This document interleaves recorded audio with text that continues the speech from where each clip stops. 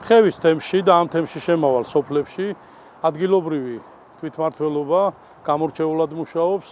წლების განმავლობაში აქ სხვადასხვა დონეზე არსებული პრობლემები იქნა აღმოფხვრილი, მათ შორის ძალიან მნიშვნელოვანი იყო სკოლამდელი დაწესებულებების საბავშვო ბაღის მშენებლობა, რომელიც უკვე პრაქტიკულად დასრულებულია და ემზადება უკვე ახალი სასწავლო წლისათვის.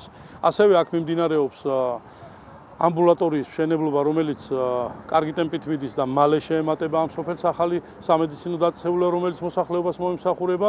რამოდენიმე ხნის წინ, კერძოდ 2 თვის წინ ჩვენთან ხევის თემს სტუმრობდა ინფრასტრუქტურის მინისტრი, რომელმაც შესაბამისად სასოფლო გზა, რომელიც მძიმე ტექნიკის მოძრაობით იყო ასე ვთქვათ დაზიანებული და საჭიროებდა აღდგენას, მისცა მათ პირობა და დღეს უკვე ჩვენ გვაქვს სრულიად ახალი კეთილმოწყობილი სასოფლო გზა, რომლითაც მოსახლეობა უკვე სარგებლობს, ისვისაც ძალიან დიდი მადლობა ცენტრალურ ხელისუფლებას, კერძოდ კი ინფრასტრუქტურის სამინისტროს.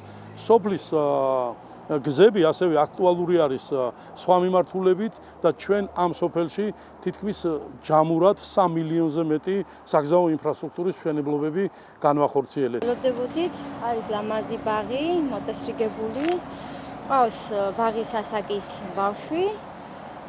უხარია თვითონაც მოსვლა ბაღში, ელოდება რომ გაიხსნება. რა ვიცი, დიდი შემართებით ველოდებით გახსნას. კი, გზა გვაქვს მოწესრიგებული, არის ბეტონი დაგებული, მარშრუტკაც დადის და ამის პრობლემა არ გვაქვს.